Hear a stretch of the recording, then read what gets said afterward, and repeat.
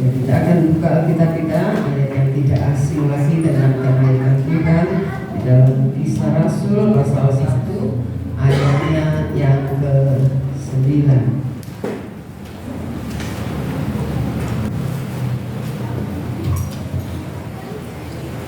Kisah Para Rasul pasal 1 ayatnya yang ke-9. Saya memberikan judul bahwa Yesus itu benar-benar Tuhan dan Juru Selamat. Ya. Kisah Rasul 1 ayat 9. Dapat ya? Ayo kita baca bersama. 2, 3. Sesudah ia mengatakan demikian, lantaran dia disaksikan oleh mereka dan orang penduduknya dari pandangan mereka. Sesudah ia mengatakan demikian, dikatakan terangkatlah ia, disaksikan oleh mereka dan awan menutupnya dari pandangan mereka. Saudara, kenaikan Tuhan kita Yesus Kristus ke surga itu merupakan bukti bahwa dia anak Allah, ya. Bahwa dia anak Allah. Kita tahu kenaikan Tuhan Yesus ke surga adalah satu peristiwa yang memang betul-betul spektakuler, yang tidak pernah terjadi terhadap siapapun juga, ya. Saudara, kalau kita melihat kenaikannya dikatakan disaksikan oleh para muridnya. Jadi dengan kata lain, saudara, dia tidak hilang, ya. Ketika ngobrol sama murid, dia tidak hilang begitu saja, tetapi dia perlahan-lahan naik, terangkat ke surga, disaksikan para muridnya dengan mata, kepala, jasmani, bukan mimpi, saudara, ya. Tapi betul-betul murid-muridnya itu melihat dia naik ke surga, ya. Jadi kita melihat peristiwa kenaikan Tuhan Yesus merupakan bukti bahwa Yesus adalah anak Allah yang diutus oleh Bapa. Membuktikan bahwa Yesus adalah benar-benar Tuhan dan Juru Selamat bagi semua manusia. Ya, kita akan melihat beberapa hal, saudara, untuk apa Tuhan Yesus naik ke surga, ya. Apa sih manfaatnya? Kenapa kok tidak waktu dia bangkit terus hilang gitu aja? Kan dia masih hidup bersama dengan para murid-muridnya, ya. Dia masih bergaul, saudara, ya, selama 40 hari, ya, saudara. Dan kita lihat diambil oleh saudara tiri kita, ya, saudara. Makanya kalau ada orang meninggal ada 40 hari. Katanya mereka percaya itu rohnya masih gentayangan di dunia, ya. Nah, itu yang diambil, saudara, ya. Nggak masalah, ya. Jadi kita belajar untuk apa Tuhan Yesus naik ke surga. Kita baca ayat yang tidak asing bagi kita, tentu saja Yohanes pasalnya yang ke-14 ayat 1 dan ayatnya yang ke-2. Yohanes kasih tanda yang nanti akan kita buka lagi. Yohanes 14 ayat 1 dan ayatnya yang ke-2.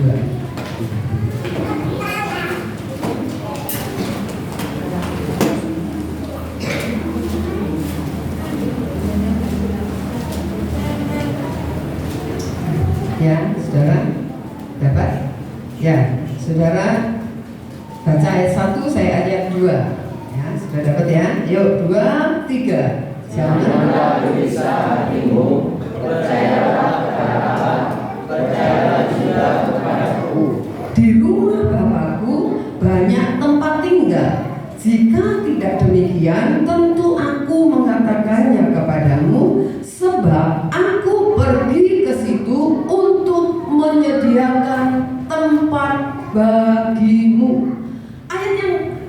Ayat yang pertama katakan jangan gelisah hatimu, percayalah kepada Allah, maksudnya Bapa, saudara. Dan percayalah juga kepadaku, maksudnya Tuhan Yesus. Percayalah kepada Bapa, tapi juga percaya kepadaku, ya. Dikatakan di rumah Bapakku banyak tempat tinggal. Kalau tidak ada, aku tentu bilang, gitu ya, saudara. Aku tentu bilang, tapi aku pergi ke situ untuk menyediakan tempat bagimu. Saudara, ini perkataan Yesus membuktikan bahwa ada balik kematian. Ada kehidupan di balik kubur. Kalau tidak ada, buat apa disediakan tempat? Betul? Kalau tidak ada, buat apa disediakan tempat? Ya, sebab kalau roh itu tidak perlu tempat, betul? Roh perlu rumah nggak? Nggak perlu rumah. Saudara, kita lihat Yesus ketika dia bangkit. Ya, ketika dia bangkit, dia makan nggak? Halo? Ketika Tuhan Yesus setelah bangkit masih makan apa enggak? Jangan tak kembaran ya. Hah? Makan apa enggak? Hah? Makan. Kok tahu? Hah? Dari mana saudara tahu naik makan? Hah? Tanya sama muridnya. Tanya apa? Ada ikan. Oh, ada ikan. Bukan cuma tanya, tapi Tuhan Yesus sudah sediakan ikan. Bakar ikan ya? Nah, ya di pantai, saudara. Ya, saudara. Jadi kita melihat, nah, bahkan ada ayat berkata nanti ya, waktu dia perjamuan terakhir, nanti kita akan ketemu lagi perjamuan lagi di surga. Berarti kan ada makan dan minum, betul? Iya, saudara. Bukan saya yang bilang, tapi Alkitab yang bilang. Nah, jadi kita melihat percaya kepadaku. Kalau saudara baca perkataan ini sebenarnya perkataan Yesus khusus kepada murid-muridnya, para muridnya, saudara, dan kepada semua orang. Dia berkata ini. Jadi saudara, aku pergi ke rumah Bapakku, aku pergi naik ke surga untuk menyediakan tempat bagimu. Jadi dengan kata lain, tak tunggu ya, tak tunggu ya. Amen. Saudara, dia hanya bicara kepada yang dikatakan tidak semua orang, tapi kepada murid-muridnya. Murid itu bicara orang-orang yang mau belajar.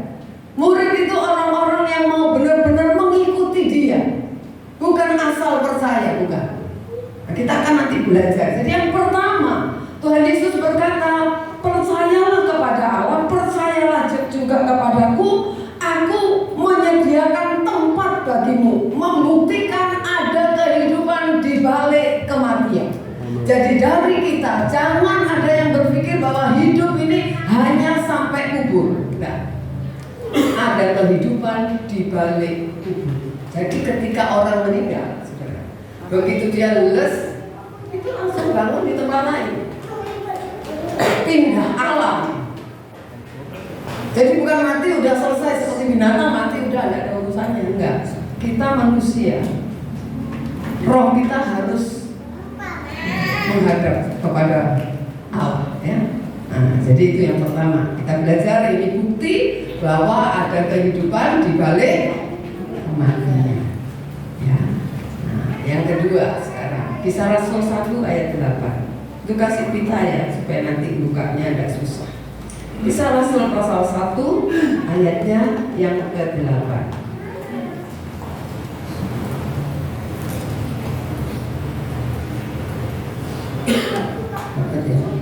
Ya, yuk baca 2, 3. Tetapi kamu akan menerima kuasa kalau Roh Kudus turun atas kamu, dan kamu akan menjadi saksiku di Yerusalem dan di seluruh Yudea dan Samaria dan sampai ke ujung bumi. Nah, firman Allah katakan, tetapi kamu akan menjadi saksiku, ya, apabila kuasa atau Roh Kudus itu turun ke atas kamu, kamu akan menjadi saksiku, bukan hanya di Yerusalem, bukan hanya di keluarga, tapi juga di tetangga, kepada masyarakat, bahkan di seluruh dunia.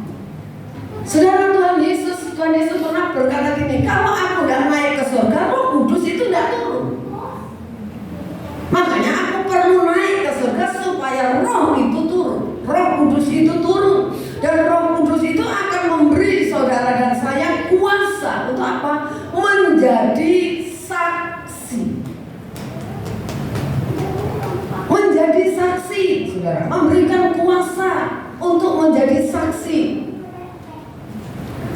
Saksi itu bukan sekedar bicara, bukan sekedar ngomong, ya bersaksi itu ya ngomong memang. Tetapi bukan cuma itu namanya menjadi saksi. Menjadi saksi itu artinya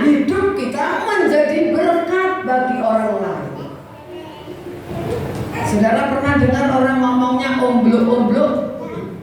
Tahu ombluk-ombluk? Omong besar. Nah, ketika orang itu ngomong terus tidak ada buktinya, apa saudara bilang? Omdok.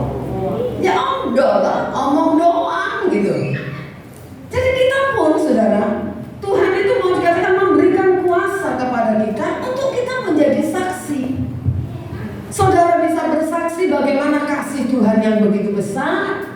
Saudara bersaksi bagaimana pengalaman yang saudara alami, bagaimana mungkin pertolongan Tuhan. Ketika saudara menjadi percaya kepada Tuhan Yesus, firman Allah katakan Roh Kudus itu dimeteraikan di dalam hidup saudara.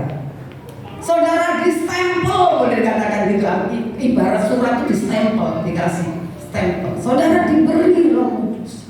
Makanya firman Allah katakan biarlah kita mengizinkan Roh Kudus itu berkarya. Itu sebabnya firman Allah berkata, kamu adalah bait Allah, bait Roh Kudus. Roh Kudus itu tinggal di dalam kehidupan kita untuk mengerjakan sesuatu. Kalau dia diberikan porsi dalam hidup kita, diizinkan berkarya di dalam kehidupan kita.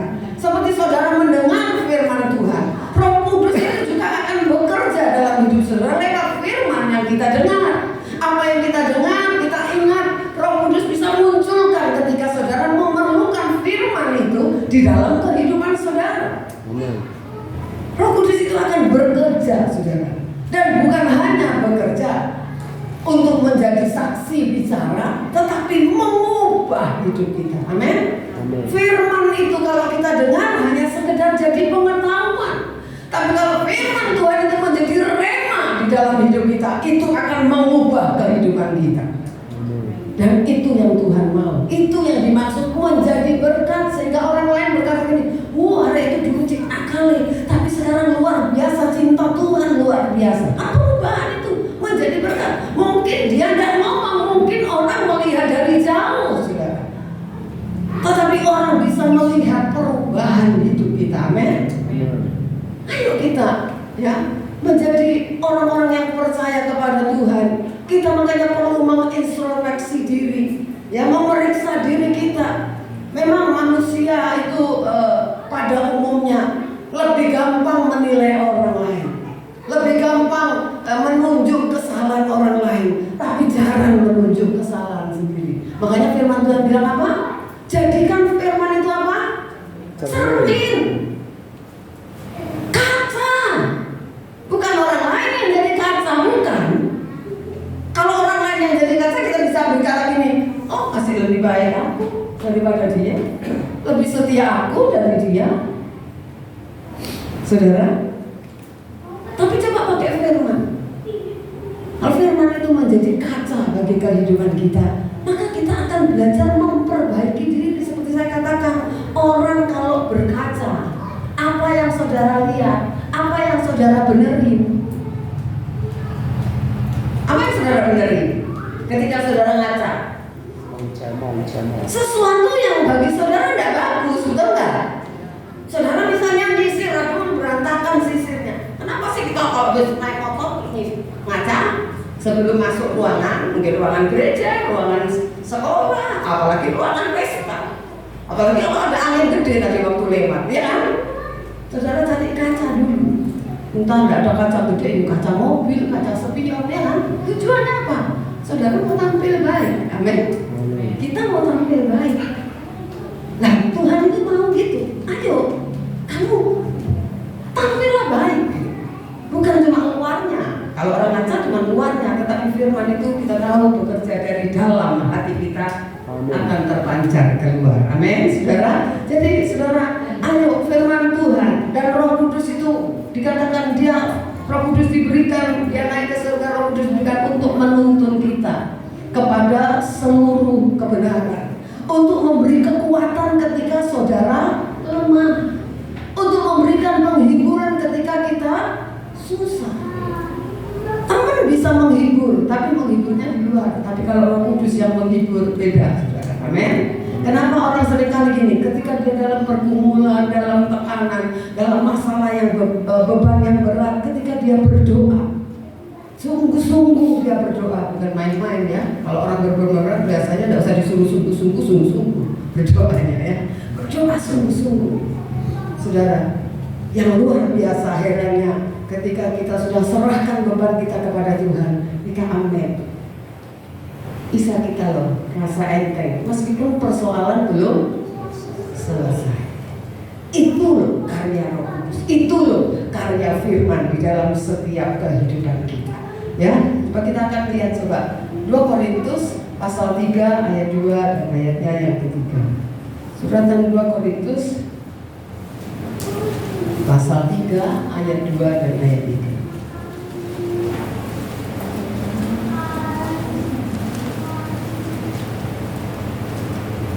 Saya akan bacakan ya, saudara ikuti.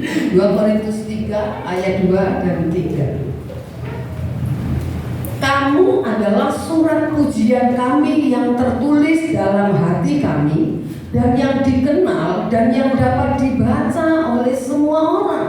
Karena telah ternyata bahwa kamu adalah surat Kristus yang ditulis oleh pelayanan kami, ditulis bukan dengan tinta tetapi dengan roh dari Allah yang hidup, bukan pada loh-loh batu, melainkan pada loh-loh daging, yaitu di dalam hati manusia. Saudara, firman Allah katakan, Paulus berkata kepada sidang jemaat di Korintus, dia katakan, kamu itu surat pujian kami, ya, yang tertulis di dalam hati kami, dikenal dan dapat dibaca oleh semua orang. Kan apa yang di hati ini tidak bisa dibaca orang, betul? Orang sering berkata apa? Dalamnya laut dapat diduga, dalam hati siapa? Tahu. Kapan saudara tahu hati seseorang? Kapan kita tahu hati seseorang? Ketika apa yang ada di hati termanifestasi di dalam tindakan, termanifestasi di dalam perkataan. Amin. Ya, saudara. Maka firman Allah katakan orang percaya harus menjadi surat Kristus. Surat kita adalah surat yang terbuka, yang bisa dibaca oleh semua orang. Bukan hanya lewat perkataan, tetapi orang juga mau lewat perbuatan kita. Ya, saudara. Jadi kita tahu kuasa atau Roh Kudus diberikan kepada kita supaya kita menjadi surat Kristus yang bisa dibaca orang. Yang ada di dalam sama di luar sama. Ya, saudara, seperti saya bilang kan, kalau orang susah, nggak usah disuruh merengut, betul? Kalau orang lagi sedih, nggak usah disuruh merengut, sudah langsung merengut sendiri. Males ketawa, males ngomong, kan gitu ya, betul ya? Iya, saudara. Kalau saudara gembira, nggak usah disuruh tertawa, itu akan terpancar dari wajah saudara. Coba orang jatuh cinta, kelihatan dari mananya? Nggak usah ngomong. Kelihatan dari apanya? Dari wajahnya, ya kan? Oh, ya, lagi jatuh cinta. Nah, jadi itu yang kedua. Sekarang yang ketiga, saudara. Yohanes 14 kembali ayat yang ketiga. Injil Yohanes 14 ayat yang ketiga.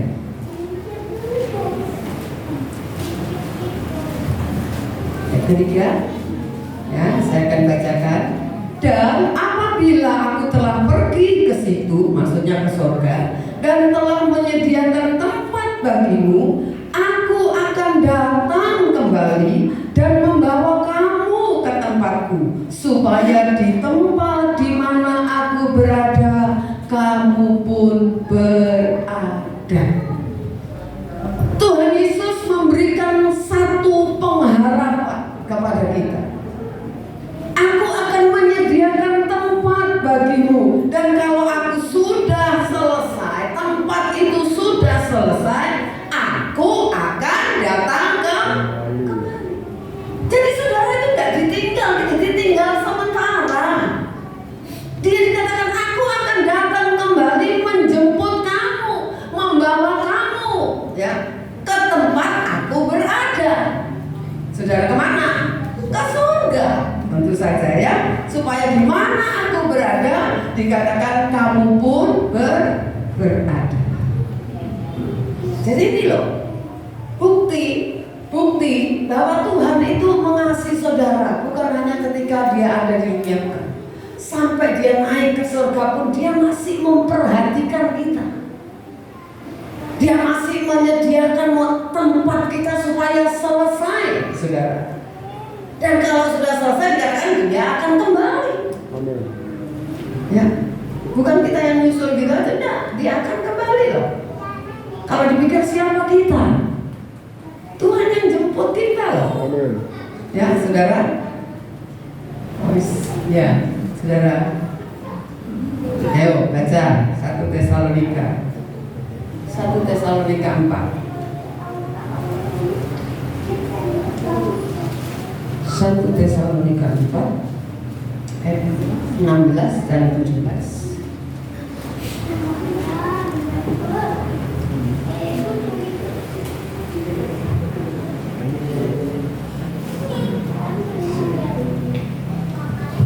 Ayat 16 saudara baca ya, saya 17. 1 Tesalonika 4 ayat 16 dan ayat yang ke-17.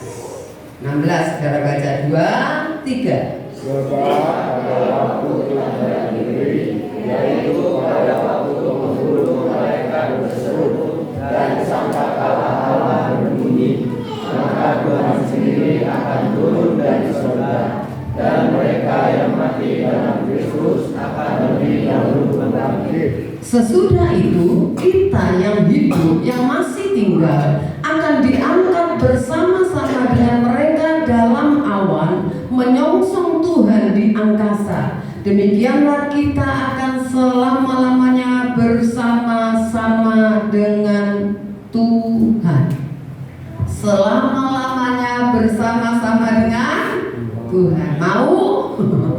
Ya, saudara. Ayat 12 katakan sebab pada waktu tanda diberi, yaitu pada waktu penghulu malaikat berseru dan sangkakala Allah berbunyi, maka Tuhan sendiri akan turun dari sorga. Katakan apa? Dan mereka yang mati dalam Kristus. Ini yang penting. Kenapa Tuhan itu menyuruh kita dikatakan untuk setia sampai mati? Ini loh. Sebab yang dijemput itu yang mati dalam Kristus. Kalau ending hidup kita tidak mati di dalam Kristus, saudara tidak termasuk orang yang dijemput. Meskipun Kristen, saudara ya. Tidak semua orang Kristen mati dalam Kristus. Amin apa amin? Halo? Ada orang yang cuma beragama Kristen, tapi tidak mati dalam Kristus, tidak hidup di dalam Kristus. Makanya saudara dan saya dikatakan kita harus belajar terus menerima firman, punya pengetahuan firman itu, belajar kita lakukan di dalam kehidupan kita. Seberapa saudara ngerti, lakukan yang saudara ngerti. Yang belum ngerti oke lah, tapi ada usaha dari saudara untuk melakukannya. Supaya kan mati itu tidak tahu, tidak seperti saya sering kali didengungkan, mati tidak tunggu tua, betul? Mati tidak nunggu sakit. Orang itu sewaktu-waktu bisa mati. Bayi aja masih di perut bisa mati kok. Orang banyak berpikir kirain kalau mati selalu tua. Enggak. Mati enggak harus sakit. Orang diam-diam nonton TV mati ada. Orang tidur enggak bangun ada. Bukan enggak ada. Ya. Orang naik pesawat meledak enggak tahu dia. Kalau tahu kan enggak berangkat tadinya. Ya kan, saudara? Jadi banyak hal bisa Tuhan memanggil saudara dan saya itu bisa kapan-kapan saja, kapan-kapan saja, sewaktu-waktu. Makanya tiap hari dikatakan ayo hiduplah di dalam Kristus, hiduplah di dalam kebenaran firman, supaya ketika Tuhan panggil kita mati datang kembali, saudara dan saya yang mati di dalam Kristus dibangkitkan dulu. Amin. Itu firman yang bilang, bukan saya yang bilang, saudara ya. Nah, coba kita lihat lagi ayat yang lain. Nah, siapa mereka ini? Ya, ayo kita lihat juga ini 1 Yohanes 2 ayat 6. Siapa mereka? Ya kita harus belajar seperti ini, saudara. Ya memang berat, jadi baik aja berat, apalagi jadi berkenan kepada Tuhan lebih berat memang. Tapi itu yang Tuhan mau, tidak bisa dikurangi, saudara. Standar ini tidak boleh dikurangi, dan ini standar dari firman Tuhan. 1 Yohanes 2 ayatnya yang ke-6.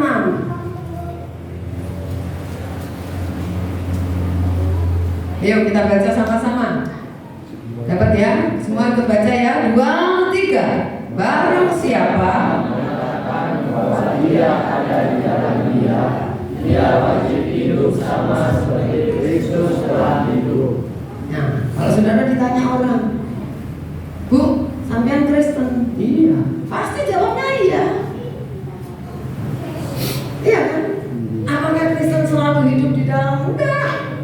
Ini loh, buktinya dikatakan barang siapa mengatakan, siapa saja yang bilang bahwa dia ada di dalam Kristus, ya, maka apa yang dikatakan? Iya, orang itu wajib hidup sama seperti Kristus telah. Kata telah berarti Sudah. telah hidup. Jadi kalau saudara mau belajar hidup di dalam Kristus itu bagaimana? Baca Alkitab. Bagaimana caranya Yesus hidup? Bagaimana caranya dia ketika dia alami persoalan? Bagaimana ketika dia dibenci orang, ditolak orang, difitnah orang? Ya, apa yang dia lakukan? Itu yang harus dia contoh. Bukan siapa-siapa yang saudara contoh, bukan. Tapi Tuhan Yesus berkata, ia wajib hidup. Alkitab katakan ia wajib hidup seperti Kristus telah hidup. Ya, saudara, orang Kristen tidak boleh utang nggak bayar, betul? Amin. Halo, boleh nggak? Kok sepi? Boleh nggak? Jangan juga suka nunda-nunda kalau mengembalikan hutang, saudara. Kalau ada cepat utangnya dulu dibayar. Jangan beli roti dulu. Ya, gak usah jangan beli rotinya, utang dibayar dulu. Jangan bilang gini, nanti ya 3 bulan, padahal saudara punya hari itu. Ini kebiasaan nggak baik. Tuhan Yesus nggak pernah gitu, betul? Saudara ingat Tuhan Yesus ketika Simon kalau tidak salah ya berkata, Tuhan kita mesti bayar pajak nih katanya. Tuhan bayar pajak nggak? Dan bilang sana pergi laut mancing. Ikan pertama yang kamu pancing nanti buka mulutnya. Ada 4 dirham di sana. Bayar pajak 2 dirham untuk aku, 2 dirham untuk kamu. Enggak ada gini, nanti aja kapan-kapan enggak. Itu kebiasaan bukan anaknya Tuhan, bukan anak Tuhan Yesus ya, anaknya Allah ya, saudara. Jadi kita belajar apapun dalam hal-hal yang kecil, saudara. Kita belajar. Memang masih bisa keselingkuh, masih bisa luput, masih bisa jatuh, bisa.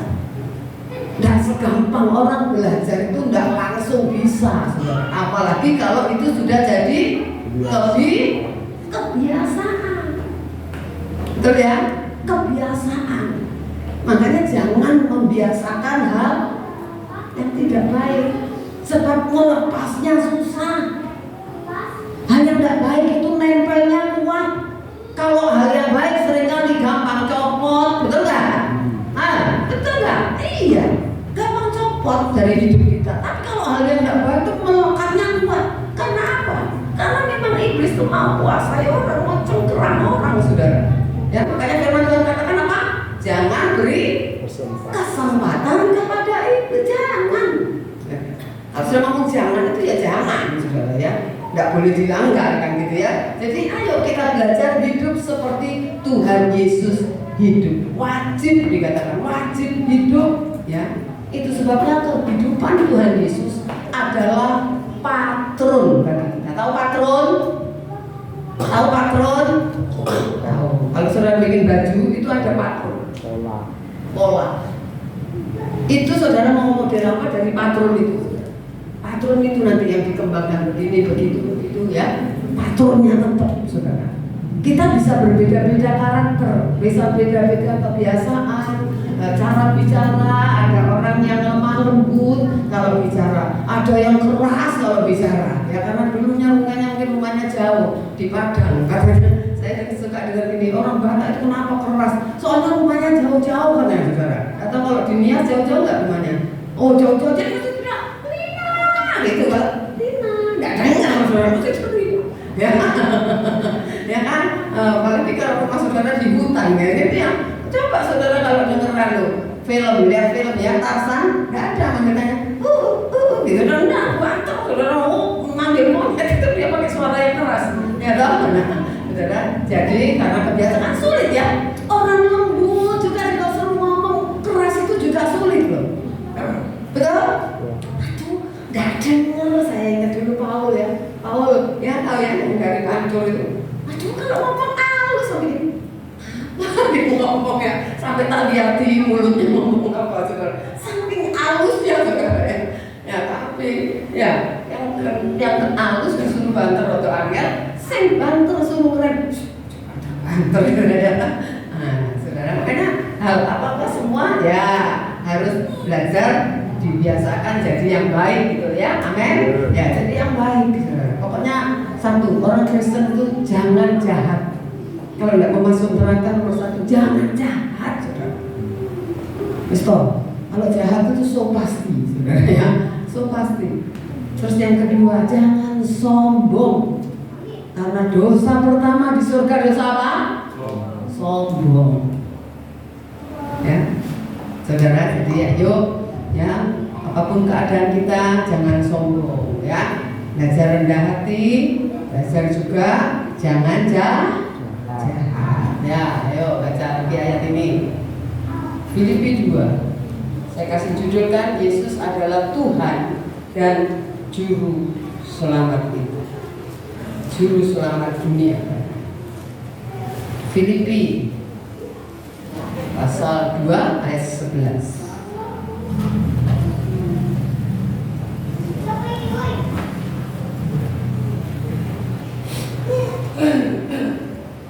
Boleh ayat 10 aja.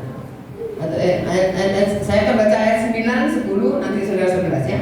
Saya baca ayat 9. Itulah sebabnya Allah, maksudnya Bapa, sangat meninggikan dia dan mengaruniakan kepadanya nama di atas segala nama, supaya dalam nama Yesus bertekuk lutut segala yang ada di langit dan yang ada di bumi dan yang ada di bawah bumi. Ayat 11. Dan segala lidah mengaku Yesus Kristus adalah Tuhan bagi kemuliaan Allah Bapa. Yesus Kristus adalah Tuhan. Apa itu Tuhan? Masih ingat? Apa Tuhan? Hah? Tuhan, majikan, penguasa, saudara ya. Dia Tuhan, dia majikan kita. Makanya kalau dia majikan, kita harus belajar tunduk. Nah ya, dikatakan dia adalah Tuhan bagi kemuliaan Allah, Bapa, bukan untuk dirinya sendiri. Makanya kita juga tidak boleh cari kemuliaan untuk diri sendiri ya. 1 Yohanes 4 ayat 14. Oke, ayat terakhir 1 Yohanes pasal 4 ayat yang ke-14.